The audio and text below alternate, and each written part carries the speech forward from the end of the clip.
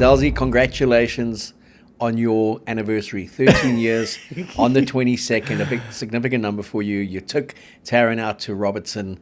You guys had a ball. I saw the palace you stayed in.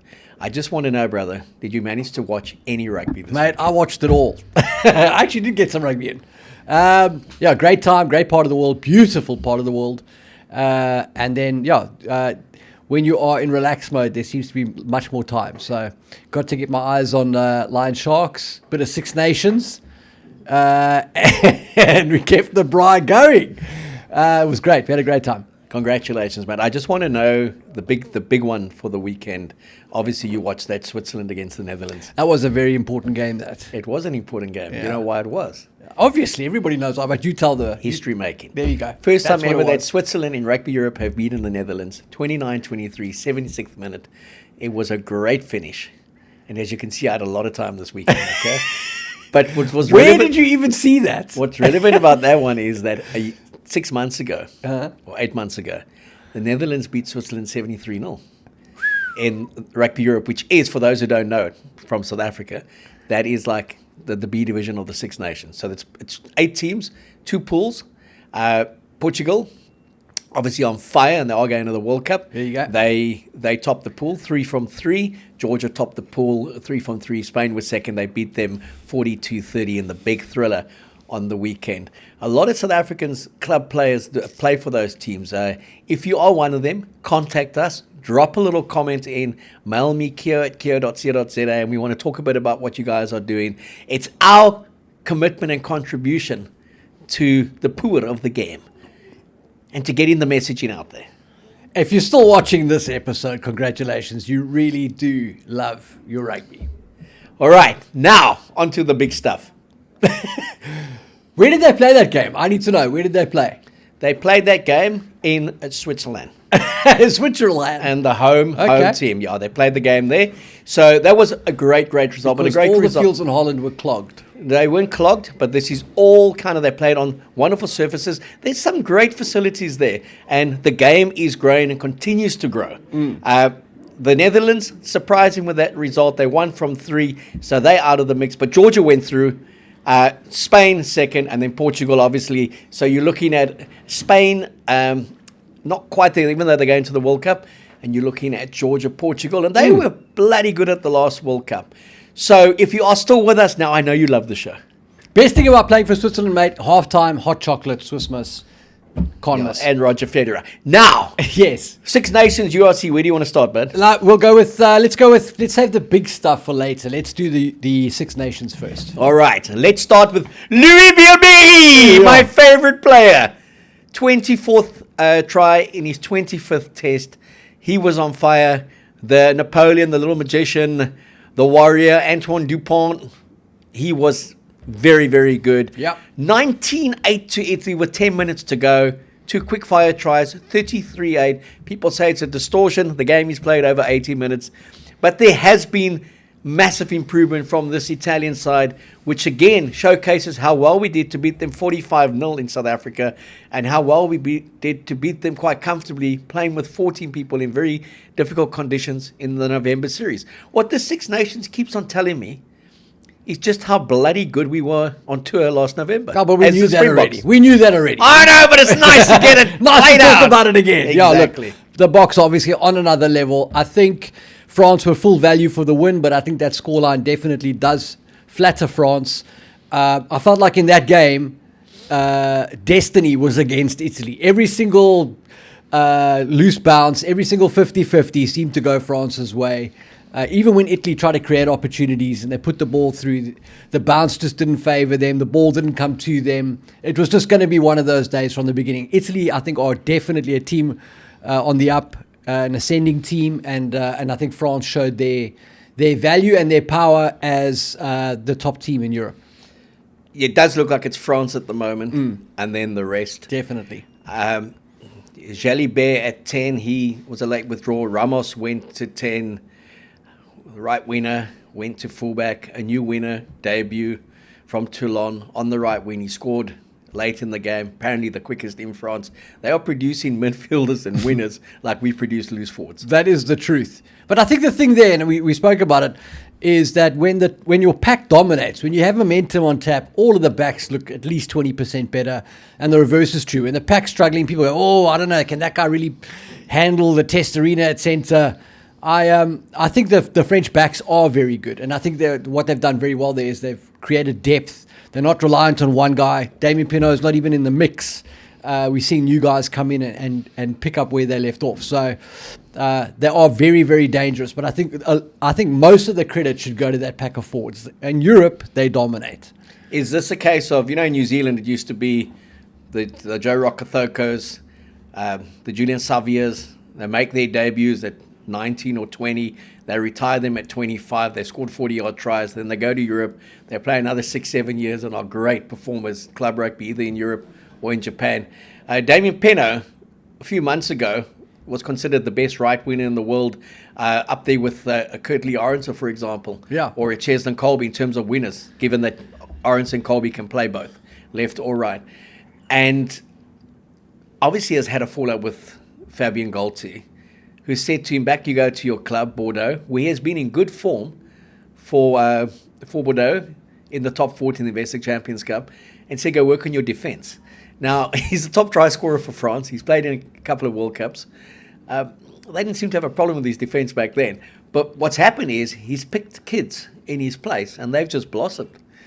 And that's why Fabien deserves a lot of credit, because when he picked the second-rate side to go to New Zealand, there was lots of fanfare around that. How can you do this? It's taking something away from these tours and yada, yada, yada. But he's created depth through exactly those kind of programs, and it's win-win, because now Damian's back at Bordeaux, champing at the bit to get back into the French setup. So if he does end up back in the mix, he's going to be frothing to produce his best rugby. And the guy who's replaced him right now, it sends a message to the rest of the tiers in French rugby that, hey, our eyes are open. We don't have our favourites. The door's open to anybody to come in here who can produce, and you will get your opportunity. So for French rugby, it's win-win-win. If you know French players and you know the French, I don't think he's frothing. It's c'est la vie. He's having a good time. You think so? Bordeaux, and what will be, will be. Maybe. I don't think these guys go back and froth at the mouth to get back in. They eventually just get back in and then play. They seem to have this wonderful philosophy and view on life. What will be, will be. That's why they have Louis Bilberry. Wow. Yeah. So, I watched the highlights. I kind of didn't watch the game live. France against Italy. I thought you were a serious rugby person. Yeah, I'd just watch Switzerland. I mean, what Switzerland beating the Netherlands. I mean, where else can you go? Oh, you can go down to Christchurch and see the Brumbies win by 50 points to 24. What's happening there? They're back in the hole in Canterbury. Yeah, and they couldn't blame Jacques Nienaber for that one either. Yeah. We'll get to Ireland a little bit later. But looking at France, 3 from 3, they're topping the table, 15 points. I don't see anyone stopping them. Scotland believe they got a chance. They've always historically given them a tough game. And then the decider, if it does come down to that, is the roast beefs, England in Paris. We all thought that could be the big game. At the moment, it's the game England doesn't want to play. And I also heard England don't really want to play us anymore on the 4th of July, and they don't want to play us next week.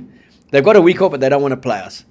How did those guys go from the hype of being heroes to the wannabe humbled mob that we saw battered and beaten up by Scotland in the first 20 minutes and battered and beaten up by Ireland? They conceded 17 points in the first 20 minutes against Scotland at Murrayfield and 22-0 down against Ireland. And that 22, there were a couple of missed kicks in. It could have been closer to 30 on 30 minutes. What did you make of that? Because I had England to win 30-21. I had them to win quite comfortably. I thought their pack would destroy them. The pack looked non-existent. Luke Cowan-Dickie looked like he had met Maro Itoje in the tunnel and thought he was 4'4" instead of 6'8". I couldn't find him. George Ford looked like he was playing in Manchester, not in southwest London. They were just a shambles. And Ireland pitched up, forgot about Jacques Nienaber and Leinster, and played like the Ireland of old. Well, mate, if you read around now, Ireland are back, baby. They are the hot stuff again this week, which is quite funny. For me, I mean, this is from a guy who picked England to win the Six Nations before they kicked off. That was a very, very disappointing performance. And this weekend kind of showed why you can never really take Scotland or England seriously, it seems, because neither of those guys learned from last week. So Scotland almost lost to Wales. A week after they won the Calcutta Cup, beat England by out-kicking them, they went straight back to what Scotland wants to do, which is just attack, play ball from everywhere, and almost lost the game against a very, very, very poor Wales team. So kudos to them for rescuing it with a try that they probably will never score again from a kickoff. But I thought Scotland showed absolutely no sort of experience or growth from what they'd done in that Calcutta Cup game against England. Then England, having lost to Scotland, being out-kicked against Scotland, they went into the Irish game and kicked even less. And the Irish dominated the kicking game, dominated the key facets, and beat England quite convincingly. So disappointing for England. The team that they've picked and the way that they need to play for that team to fire, we spoke about it last week, is don't surrender early leads. You need to come out hot, build scoreboard pressure, make the other team chase, then the whole thing works. But this England team they're not playing that kind of a game at all. And for the second week in a row, they got caught on a cold start. Did it surprise you that there was no real dominance from the England pack over Ireland? Ireland technically kind of managed the scrum set piece and then dominated I've never seen an England line-out look such a shambles from the first throw.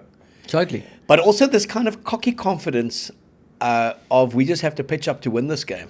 Very similar to what they produced at Murrayfield, and then found themselves 3 scores down and just weren't good enough to come back from that. No, totally. And what you can see is that they can't chase a game.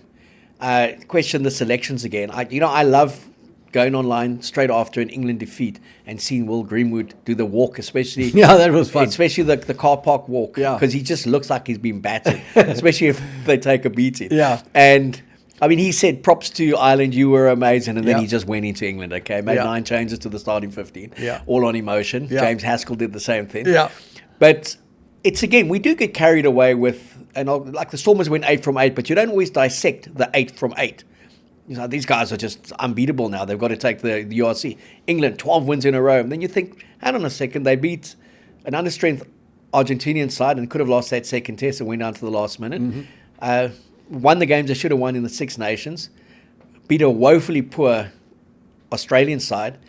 And we're always going to beat that New Zealand side because they had a pack to dominate New Zealand. And I think their psyche, the moment they beat New Zealand, was like, we can win the World Cup and bring on the Springboks. The game has changed in the last 18 months to 24 months in terms of who's who in the zoo. And at the moment, it is South Africa and France. Mm-hmm. They do set the tone. Ireland were there and thereabouts. They've got problems. And then England, the great white hopes again. The great white dopes. And so kind of, we all bought the hype. I bought the hype. I thought actually this England side could be worth something. I think they can be. But I think the team is just too cerebral. There's too much talking. There's too much, these are the plans. England needs to come out with Georgie Ford at 10 and Alex Mitchell or Van Poortvliet at 9. England needs to come out and play a very tactical game that is underwritten by brute force and physicality in the collisions and in the set piece, and they didn't deliver on that. It's kind of like they're throwing the ball to Georgie Ford to do something amazing, and everybody's already thinking about how they're going to score tries and how they're going to beat guys in space, but they haven't done the basics yet. And I think England needs to get back to that and maybe do a little bit less thinking and leave the thinking to Georgie Ford. The rest of the team, just pound the next guy in front of you. Just take somebody on, physically mash them, and let Georgie handle what happens after that. Well, George Ford went from player of the match against Wales in the opener to this is why Owen Farrell is not considered, to why the hell is he there. It's been incredible to watch. They talk about the New Zealand media and the South African media, and we are classified obviously as global media, so not necessarily just South African. But post an Irish-England game, I always love going to watch and read because I don't know who's more brutal, the Irish media when they lose or the English media when they lose. But I think it's marginally, it is the English media. And who's more sycophantic? Definitely the Irish media. Because Ireland were reborn. Jock Nienaber wasn't mentioned. He wasn't thanked. Ireland were back. They found their DNA. They found their identity again. What they found was some rugby intelligence again. They found a 10 that's a little bit more grounded. And they found an opponent who felt they just had to arrive to win. Yeah, I'd agree with that. And I think as much as they will look at the changes in the team and the success of the team on the weekend, the star of the show was Stuart McCloskey, a guy we've spoken about before from Ulster, a nice big unit. I think when we originally spoke about him, we were like, wow, this is a nice new kid on the Irish scene. This was a couple of years back. And they were like, oh, wow, he's already 27 years old. Like, it's fantastic that McCloskey reeled in Marcus Smith and had a barnstorming run. But he's in the twilight of his career now, probably. He's in his 30s, I think early 30s. So, it's just too late. It's just too late for some of these guys. I love Bobby Balogun, as you know, a big fan of his, and I love Jamie Osborne, and I think O'Brien is a good player. Frawley's a guy we've spoken about. I think there's value there, but all of those guys I just mentioned are in the back line. And as much as Caelan Doris got huge props for what he did on the weekend, I'm still not convinced that guy is a guy who can go toe-to-toe, pound for pound, when the heat is on, against a team that brings it physical and direct. And I think that's where Ireland are going to struggle going forward. Fantastic result for them. They should pat themselves on the back. Signs of life from Ireland, but I definitely don't think Ireland are back. Yeah, again, you'll only know that in the Nations Cup. It is called the Nations Cup. I think so. We play 3 at home. Nations Championship. Or Nations Championship. For those who don't know, those July internationals now have meaning. The 3 here in the Southern Hemisphere when the North tours, and then the 3 back in November, and then there's a finals weekend where 6 plays 6, 5 plays 5, down to 1 plays 1, North versus South. So you guarantee the North versus South kind of winner, and invariably it should be the Six Nations champions against the Rugby Championship champions. So you're looking at potentially a France against South Africa at Twickenham. That would be great. There'll be like a World Cup that we didn't get in 2015 when Australia and New Zealand played in the final. It is the Nations Championship, and McCloskey's 33. Is he 33? I thought he was 31. 31, no. 33. What does that say about Marcus Smith's pace? Mate, it says he's gassed. He was exhausted. Look, I thought, what a loose forward getting in there, but then it was the centre. He runs like Jacques Free. He's got those wide strides, arms pumping. Look, he's been good for Ulster for a long, long time, but he's played in Bundiaki's shadow for the best part of a decade. And that is a big shadow. And I thought Bundiaki was now playing in the props, because the guy who runs to the front of the line out to give the commands, he's like a dead Rena for Bundiaki with a beard. It could be, mate. I thought, Bundi, you've extended your career by another 5 years, eh? He's in the front row now. Just took the one off his back. Exactly. So, but McCloskey was really good. And again, it shows you the most underrated 12 in world rugby and the most consistent and best, Damian de Allende. He's been there. He's won 2 World Cups, a couple of rugby championships, was outstanding for Munster. Went to Japan, has been a superstar there, and obviously we know what he did with the Stormers. But he never gets spoken about when it comes to best 12s in the world. Already they were claiming McCloskey's the best 12 in the world. Because he ran over a non-existent England defence for much of the match. Totally. But I think, that's the difference between the media, the public, and the players. I think in the players' circles, guys like Dukes get spoken about a lot. I think it's because they do the dirty work, they're at the bottom. Franco Mostert was the same. When he was at the Lions, people were like, what does this guy actually do? It was only when he got to the Boks and people started to get an inkling of the work rate of that guy that they started to appreciate him. But I think in the playing ranks and the coaching ranks, those people see it quickly. Well, if you talk about play on play, I mean, Sonny Bill Williams last season came out and said the most undervalued, underrated part of the South African puzzle is Damian de Allende. He's the glue at 12. When he's there, they're a different team than when he's not there. So, and he's got another World Cup in him. I mean, a decision to go to Japan and play there has kind of prolonged his career. And would love to see him come back and play 1 season at the Stormers and add some value and be like a mentorship role. But yeah, looking at all the 12s on display and the young, great kids that are coming through with the French, what's going on in Super Rugby, you just look back and say, I'll pick that guy from Milnerton High. I'll pick him every day of the week. Damian de Allende is just such a good rugby player. Great passing game, undeniable strength in contact. And I think his rugby IQ by the general public, so underrated. Like you say, not by coaches and not by fellow players or opposition. But you know the family, you know them well. Best 12 in the world. I mean, in his prime, absolutely, for me, Dukes is the best. And look, Lukhanyo Am in the same conversation at 13. In their prime, absolutely sensational combination and the world's leading players in those positions. Both of those guys, obviously, and a bunch of other Boks, are also fighting father time at this point in their careers, but still add massive, massive value. I think the key conversation is that we're still talking about these guys because there isn't a youngster that's burst through and has grabbed our attention. You know, these old dogs are still leading the charge, and rugby in each of the various countries is desperate for those young guys to come through and start making a challenge, because that's the future. I mean, the guy who's pushing Dukes is Andre Estesen. He's no spring chicken either. So yeah, we need that next generation of youngsters to start coming through. The guys that are of the Sasha generation, I suppose, to get everybody excited about what's next. Okay, we three weeks into 3 out of 5 rounds into Six Nations. They take a break for a week. France, 15 points. They've still got to play Scotland and England to wrap it up. They must be favourites to win it. England haven't won a Grand Slam in 10 years. It's gone again, so it will be 11 next year. And they haven't won the championship, I think, in 6 years. So we tend to forget the lulls that England go into. Go back to Eddie Jones when they were 18 in a row. Eddie was condemned. Yep. What's he doing here? Those who have come and followed haven't quite got the rewards. What they've got is the odd win against Australia, or the odd win against a vulnerable New Zealand side, and it's like, wow, they're back.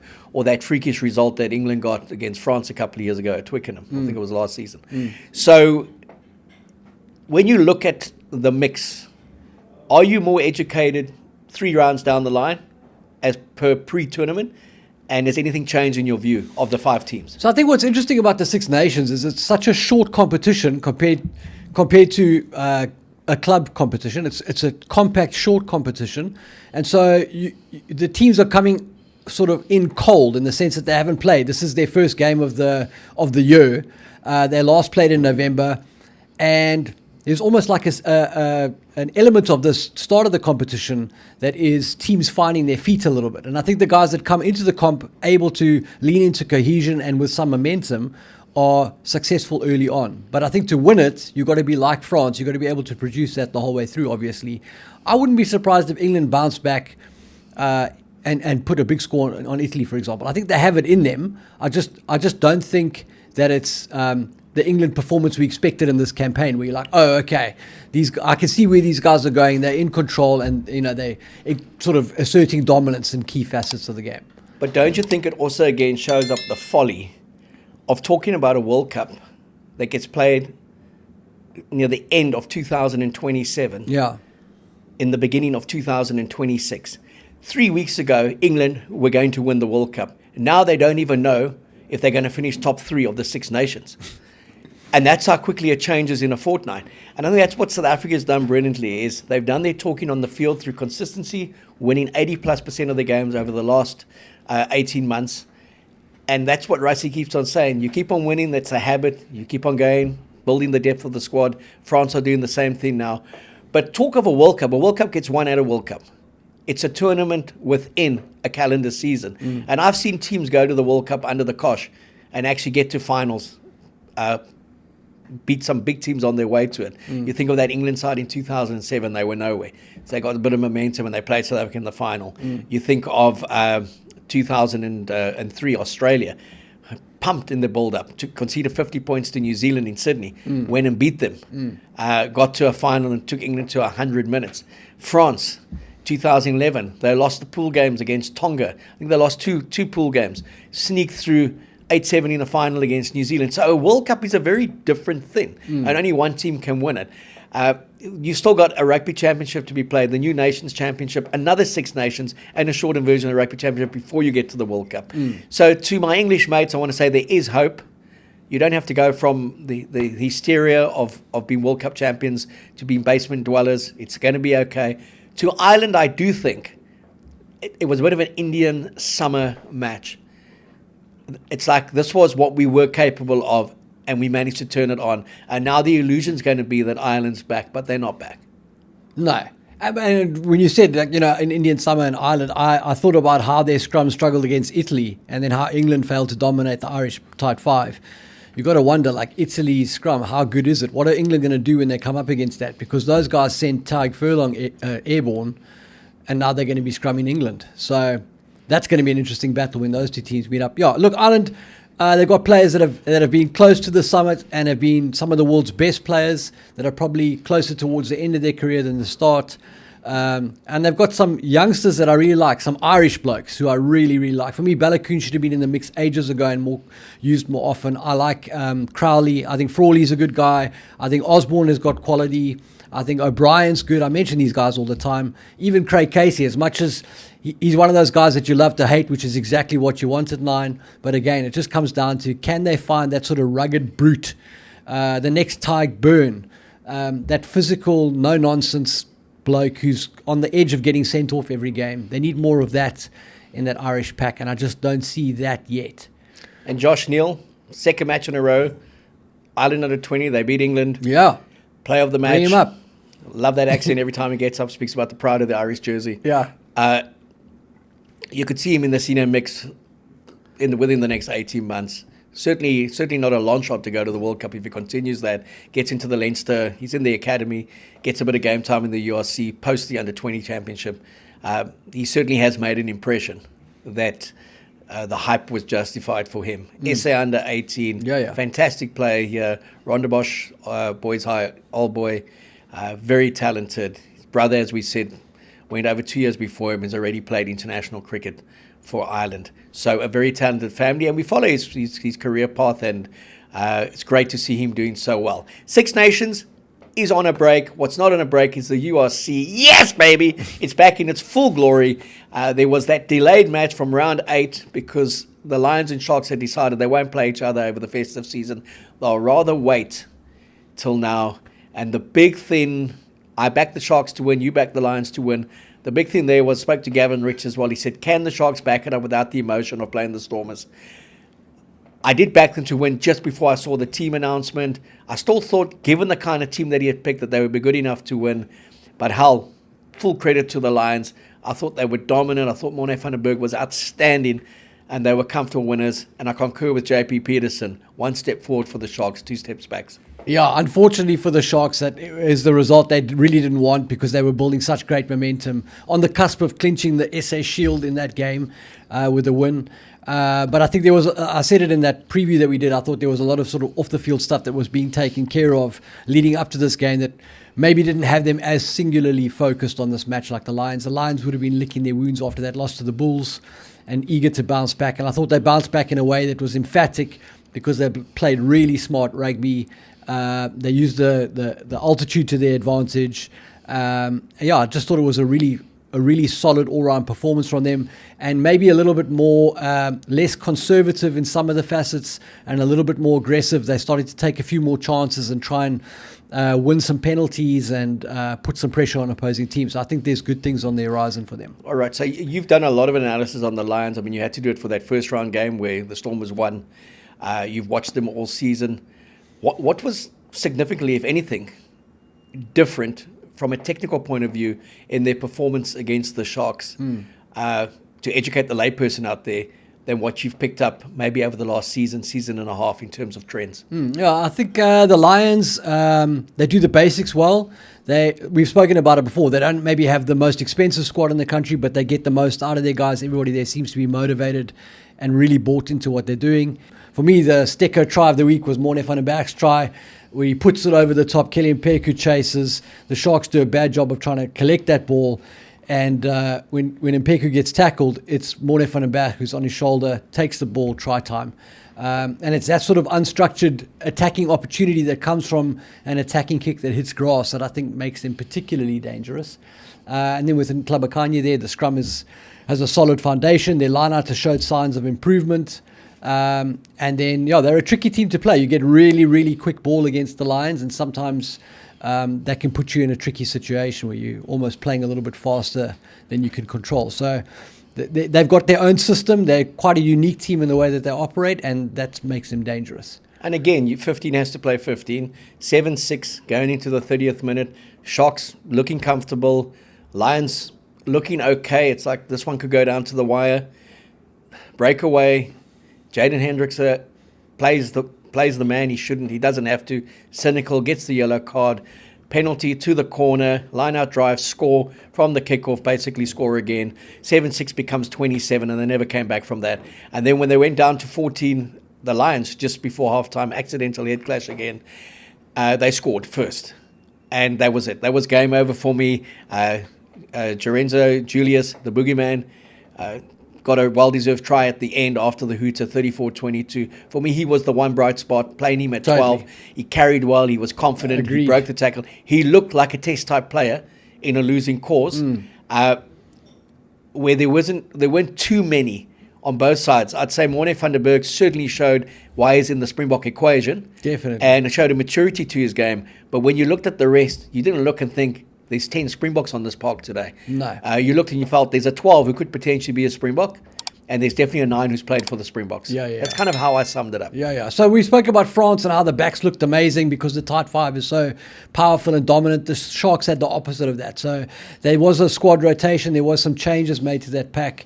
And you could see it wasn't the frontline guys that were repping there for the Sharks. And the Lions made the most of it, took full advantage. 100% Boogeyman I thought was great.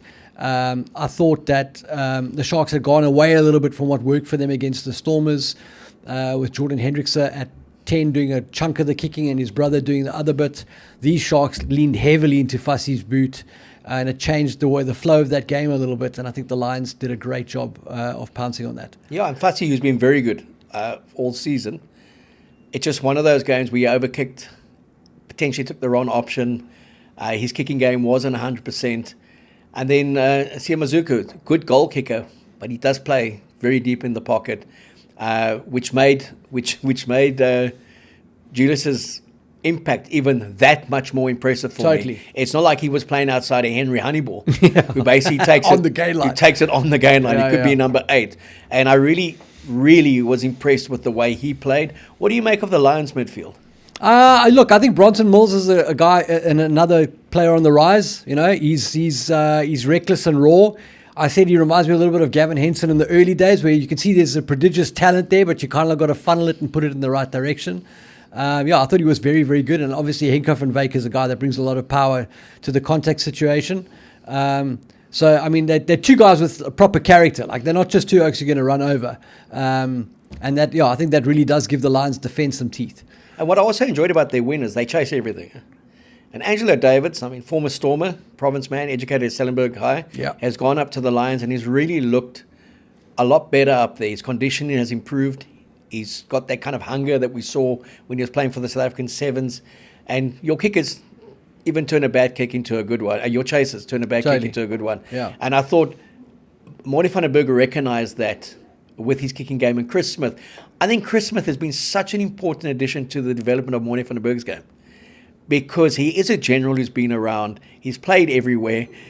He was very good for the Bulls. He went to France. He's come back. He's an authority in terms of fly-half play. A yard too slow to ever play Test rugby, a good goal kicker.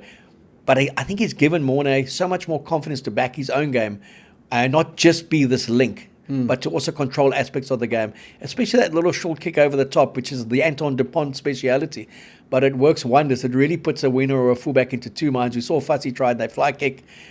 We saw another one that bounced. No one seems to go for it. So, I just thought for Krappies it was a lekker game. It was a great game for him. And an important game for him to also remind people the conversation isn't just about Graham Williams and Kobus Reinach. He's in the mix. It's important for him to also play up against another Bok in Jaden Hendrickse. There's talk of Faf potentially coming back to South Africa. Jan Piet is in the mix as well. So there's 6 good scrum offs that form the basis of the national setup at the moment. We've got tons of scrum offs. No problem there at all. Absolutely unending stream of those guys from juniors all the way up. And Krappie deserves to be right near the top of that list because he's a fabulous player, and his combination with Chris Smith and then the left boot of Kieran Horn is what gives the Lions their edge and allows them to play the way that they play. So very, very good player and a tricky customer to take care of. Okay, so Lions, you guys are traveling this weekend to play them in Johannesburg. Never an easy side to beat. They're 3 from 5 in the SA Shield. The SA Shield, the only matches that count for those who don't know, because I didn't know until the start of the season as well, is the Shield is not which South African team finishes the highest in the URC. It's only on those local derbies. As Zels said, the Sharks, they could have wrapped it up. They would have been 4 from 5. They're now 3 from 5. The Lions are 3 from 5. The Bulls are 1 from 4, and the Stormers are 2 from 4. Realistically, every single one of those teams can win the South African Shield. Even the Bulls. If results go their way and they get 2 bonus point wins, they could get to 17 points and take it. Yeah. So much to play for as well. This weekend, which is a doubleheader, it's the Stormers in Johannesburg at Ellis Park against the Lions, and it's the Sharks who go to Loftus to play the Bulls, who sent probably about 70% of their matchday squad down to Wellington. They played against Boland, and they won 31-24, so they got a good hit out in that game. Talk to me about the Sharks now. Those 6 or 7 Springboks that were rested will come back against the Bulls. You think so? How much pressure now on them to go get a result in Pretoria? No, I don't think the Sharks are in a position where they can say, I think there's a lot of hype around the Sharks since they beat the Stormers twice in a row, but I don't think they're a team that can have any expectation. They're a team that's still in recovery mode. Have they built momentum in recent weeks? Absolutely. Have they shown signs of life and the potential to break back into serious contender mode? For sure.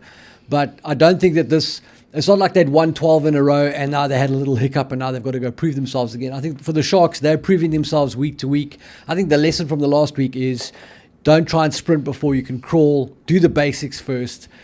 Because if you take your eye off the ball for a second, even against the Lions, who are perennial underachievers, I suppose you could say, they will punish you, on the high fault. So the Sharks need to go back to the fundamentals. They've got the power of those Springboks that you mentioned. When those stalwarts come back, they'll have more momentum physically on the field and in the collision. And then I think a lot of their plan will start to click back into place. But the lesson there is you just got to keep playing the numbers a little bit more. And the Bulls, they've been on a roll pre the break. This is one they have to win it. I would feel like the Bulls are under more pressure. They're at home. The expectation is you win in the high faults. And they've underperformed this season despite a star-studded roster.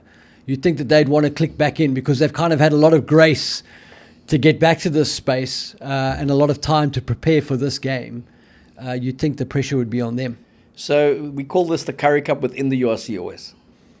The essence of strength against strength. Yep. South Africa's best 4 clubs, franchises, whatever you want to call them. They're certainly not provinces anymore. But the Sharks, for example, they had 1 win from 6 against international opposition. And going into Saturday's game, they were 3 from 4 against South African opposition, going for the SA Shield. The Lions, with that win, broke into the top 8 to go 7th. The Bulls are in 8th at the moment, but also 3 from 5. Yeah. So you've got the potential even of this ending a 3 from 6 for every team. What does that tell you about, one, the derby element, or basically how evenly split our squads are in terms of strength? Yeah, I think that's a fair comment. I also think you have to look at the schedule and who travels early and who travels late. And there's just a lot of moving parts now with so many competitions and so much movement around the globe. It's not just the country.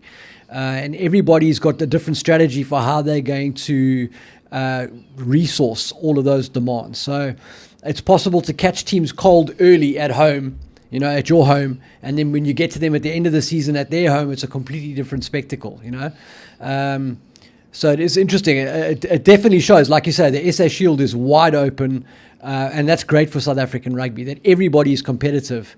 You look at the table, the Lions are 7th, the Bulls are 8th, and you've got the Sharks in 10th, and the Stormers at 3rd. So that's a very congested middle of the table. We've got a couple of those teams with games in hand on other sides. So the South African teams are in a position to move up the standings quickly, and these local derbies that count at the SA Shield will count dramatically towards that. But if you also look at it, Six Nations takes a break, but none of those players will play in the URC this weekend from the core. Correct.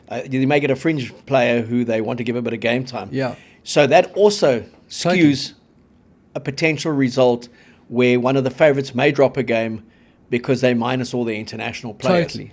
So it is jeopardy. Totally. So the teams that don't have a lot of internationals, this is the heyday for them because they're pretty much playing their full strength sides with cohesion against the B team of some of the favourites in their shield, I suppose. Okay, but now you in the management structure at the Stormers. So whether you were the Stormers, Sharks, Bulls, or Lions, I'll be asking the same question. You've been on the outside, observing, commentating, writing, talking about competition like the URC. Now you experience it firsthand inside the camp. How difficult is it when you go basically full on to get to 10 matches? Then you have to break for 3 weeks. Then you go back and you play one game. Then you break for another week or 2 weeks. Then you go back and play another 2 games, and then you're in another competition. You're effectively playing 1 game in 6, and then you've got to back up 3 games in 3 weekends in 2 different competitions. From a coaching perspective, from a player perspective, it must be one huge challenge. Yeah, look, I from my perspective, I feel like having 10 games in a row, that's the hard part, because physically that is massively demanding on the players. And when you have an injury or a hiccup or there's a logistical issue, there is just no time to resolve it. You have to patch it up and continue to play. And so I think that's where the challenge comes for the coaching. For the fan, from a media point of view, the week break and the sort of cessation of hostilities doesn't help for the fan, but certainly for the players and for the coaches, that is a much needed opportunity to just take, reload, restock. A guy who's got an injury, he's got another week to recover. There's opportunities for a bit of a stock take in terms of your thinking around how you're playing or what the opposition, the next game really presents in terms of challenges and opportunities. So I think the breaks are very welcome from the players. It's a hell of a long, arduous season. But it does add a wrinkle into it, because it almost, you don't get into that routine, because there's so much change. You've got a long spell of games, you're overseas, you're back home, and then you've got this week off, 2 weeks off, on, 3 weeks off, on. So it does break the monotony of it. And I think there's a mental refresher in there for the players and the coaches. All right, so there is URC going on at the moment. It's a full-on weekend. Go to SA Rugby Magazine, our WhatsApp channels for the fixtures, the kickoff times, etc. There is rugby being played in Japan. Lots of South Africans there. Every time I look up, Jesse Krill's doing a coin toss. They love him over there. He really has been one of the players they've taken to. We know Curtly Orange is going back there. There's lots of South Africans playing there. The good news is all the primary ones that are playing for the Springboks are playing well, and they're doing the business. Kwagga Smith's getting rave reviews. Dukes always gets rave reviews. So it's a good news story from Japan for the Springboks. In Super Rugby Pacific, they enter round 2. The Crusaders are 0 from 2. First time in 26 years that they've lost at home to the Brumbies. They conceded 3 tries in the last 10 minutes. Have you ever known a Crusader side to do that? Okay, 3 tries in the last 10 minutes. The match was in the balance. James Slipper played his 200th game and scored a try. I mean, what a great occasion. Stephen Larkham played in the Brumbies team that won 26 years ago. He's now coached this team. And he was quite upfront to say afterwards, listen here, they could have won it with 10 minutes to go. It was like quite a blowout. And then he said, caution to the wind. They also conceded 50 against the Chiefs in round 2 last season and went on to win it.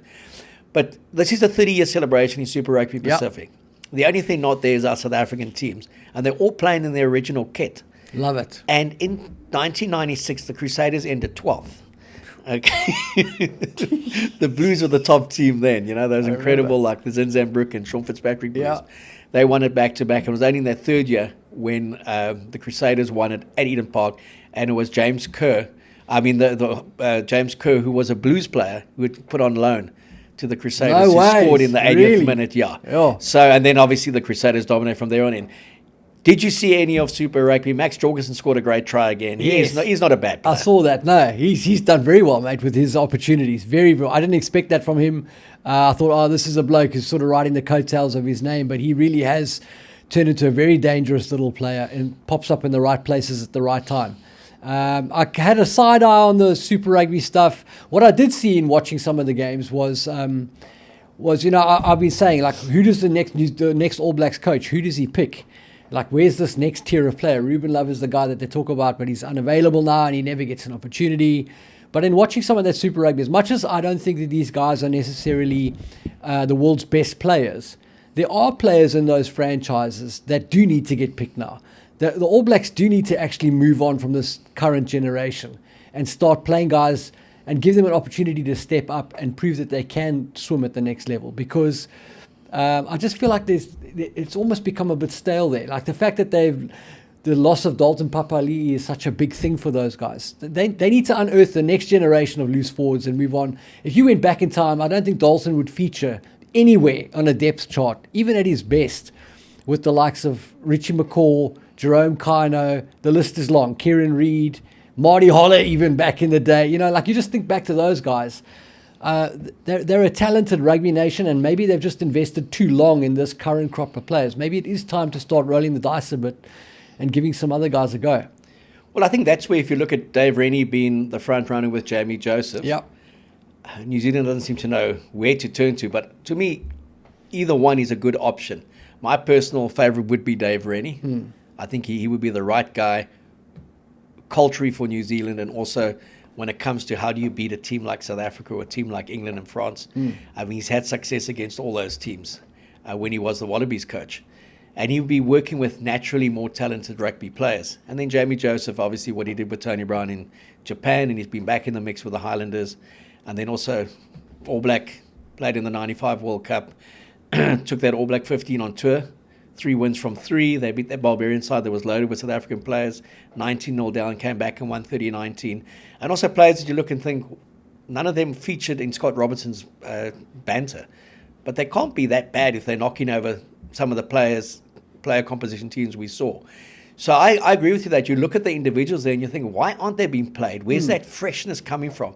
And that could have been, it's like the Heineken Meyer Bulls thing, the Scott Robinson Crusaders thing, the overthrow of a coach who was so long in the system that he just refused to see outside a certain parameter. Yeah, maybe it wasn't the fact that like Scott Robinson was appointed, years after he should have been appointed. Maybe it was the fact that he inherited players that should have kind of been moved on or at least challenged for their positions seasons ago, where they just seem to be sort of recycling the same guys who are consistently in the teams that are underperforming.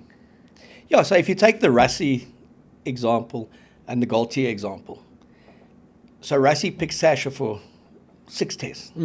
He's got a double World Cup winners, nothing wrong. Andre Pollard on the bench, and he's got a very experienced player, Mani Lebok, who's sitting in the stands, or vice versa. Now you've got a Damian Penaud that you can send away. A Gael Fiku who's on 98 tests. He hasn't picked at all in the Six Nations, but he will still pick them. You never saw that with New Zealand. No. They went from Damian McKenzie to Bowden Barrett. Damian McKenzie, Bowden Barrett. Will Jordan at fullback, Damian McKenzie at fullback. It's like they were just, the deck chairs were being shuffled the whole time. We heard about Ruben Love. We heard about the big bustling midfielder from the Highlanders. We heard about players in the Chiefs back division. We heard about certain loose forwards with the Blues. But they just never got picked. No, 100%. So I do believe they do have cattle there. And you see the old ex-players coming in, the Sean Fitzpatricks, the Rich McCaws. They no doubt that the players are there. It's like which coach will be able to come in and find them, put together a combination that speaks to the DNA of the All Blacks. And the DNA of the All Blacks has never just been side to side, coast to coast. It's been great defense, a mongrel pack, and then backs who can turn it on from the counter-attack. Totally. And I mean, like Bodie is a fantastic playmaker. Maybe he doesn't have the refined skill set in the kicking game that you want necessarily at 10, but I mean, he makes his defense sit up and take notice because he's such a line break threat, huge speed, bigger than you think in contact. So where do you play him? You had Richie Mo'unga. Is he the 10? Is he not the 10? Is he the fullback? Is he not the fullback? Then just when you're trying to get your head around that, his brother's in the mix at fullback and then at 12. And that, we've spoken about it, changes how the All Blacks can play and the punch that they get from midfield. And then his brother, is he a 7? Is he a 4? Is he a 7? Is he a 4? He's in the 4 and he's in a massive leadership role. All 3 of those guys are in the All Black setup. But you could have a debate around where you should play all 3 of those blokes. Isn't that sort of like back in the day it was, I wouldn't say specialist, but you kind of knew exactly who was who and where they played. Ma'anonu debuted on the wing, but it wasn't long before he was in the centre, and then he did massive damage in the midfield. Conrad Smith was a fixture at 13 for many, many years. Will Jordan is arguably the best finishing fullback in the world, but he keeps getting shifted around to accommodate the circus. Like, you just feel like somewhere somebody's got to put their hats on a player in a position, and then you've got to run with that to the end of that experiment and potentially field guys who are lesser players around them. The Brumbies had that issue sort of after their heyday where they had Gito, Beale, not Beale, it was Gito, it was actually the Wallabies when they had Gito, Beale. They had all of these playmakers that they could slot into a team. Matty Rogers was around at the same time, all these electric playmakers in space. But you were just like, okay, so where are we actually going to start this guy? What position does he play and how do we fit into that? And you kind of just get soup out of that. You don't actually get a solid meal out of it. You just get a bit of grey matter. And I think that's where the All Blacks are right now. And we are interested in this country. It's the greatest rivalry tour. 3 test matches in South Africa, the 4th one in the United States. And they play all 4 our URC franchises, which would be like that All Blacks 15 that went on tour. It'd be their kind of reserve depth. We don't know if it's going to be Rennie or if it's going to be Jamie Joseph. It'll be one of the two. So do keep on watching the news for the All Blacks. I'm going to start watching Super Rugby primarily with an eye on the New Zealand teams because we don't play Australia this year. We'll worry about Australia next year when we play them in the Rugby Championship, and we also play them at the World Cup. But, Zelzy, this is going to be a tough week for you. You guys are prepping for the Lions. Oof. They're a bloody dangerous team for the Very Stormers. dangerous. Why are they such a dangerous team, mate? Mate, because they can take you out of your game. You take the bait, and they can punish you. Once they get you playing their game, you can get in trouble fast. So, and I think they're underrated in some of the key parts of the game. They are a very, very dangerous team, and they always play with a point to prove. Every single one of those guys. Are they, player for player, a far better quality team than most give them credit for? Definitely. And why don't people give them any credit? I suppose Including myself. Yeah. Why? Well, I suppose in many cases it's guys that weren't the golden boys coming out of school, right? They're the guys that kind of were in the queue for greatness, but were never really featured. Like a guy like Chris Smith has been around. He's had to go overseas. He's come back. People see his value. Obviously, he went to Saks. Must mention that.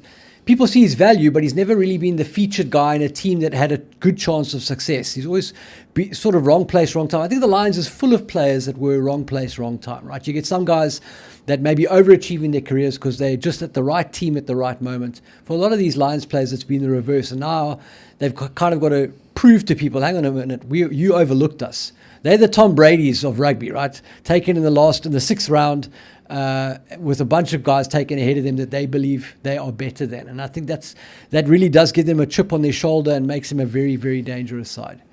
Okay, bud. Good luck for the rest of the week. We'll chat again on Thursday where we know the match 23s. I won't ask you for the Stormers one. I'll wait for the official announcement on Thursday. Willem de Waal's back. I know he's back with Derek O'Connor. Definitely going to be a kicking game, that. 1 in 15, 1 in 10. Good luck, though, with the training. I know it's your two favorite teams. It's the one you work for and the province you play in, and one you've always really liked because you love the underdog. Yep. And then the big other one, South African one, obviously Pretoria, Akers' Bulls up against JP's Sharks. So it's going, and there's a whole full round of URC. So stay tuned. Go to SA Rugby Magazine and put your details in there, guys, gals, and whoever else you are. And you could potentially win 100,000 Rand. It's a great prize. If you put your details in and you sign up, we'll announce that prize end of June, just before the July Internationals, the Nations Championship, just before we play England on the 4th of July at Loftus and whip them. And then obviously the greatest rivalry tour, All Blacks against the Springboks. That first test is going to be at Ellis Park, our traditional home, the Cathedral. Second one in Cape Town, the DHL Stadium. Third one at the FNB Stadium, 94,000. And then we go to the United States for a fourth one. A money spinner. Well, let's hope the series is tied up by then and we've won it 3-0. And then obviously that tour starts in Cape Town against the Stormers. So it should be a great occasion. But follow us up on the WhatsApp channel. Follow Zelzy. If you check these arms out, you'll see he's not just crunching in the numbers and the data at the high performance setting. He's also pumping the guns, man. Those guns are looking good.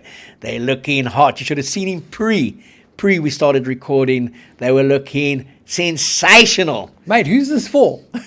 What are you doing? For every wife and girlfriend out there who I get told only watches us because they watch your guns, mate. I bumped into a guy at Deer Park last week, and he said, "Hey, I love you guys. I love your rugby show. Are you Keo Zels?" I've had that plenty of times. Oh, no, I'm just Kels. Exactly. But thanks for loving us. Gil was with you. She said, "It's not like you look alike." Yeah, keep on pumping the guns, Brilliant. brother. And good luck. We will chat on Thursday. We will chat via Zoom because Zels will be on the road. So please don't give us any stick about that. We'll be back in studio on Monday.